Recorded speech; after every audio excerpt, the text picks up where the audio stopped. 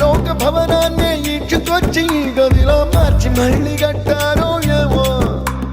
మాయజాలము తెలుసు మంత్రకారడి తెలుసు రెంటి కన్న ఇది ఇంకోటేమో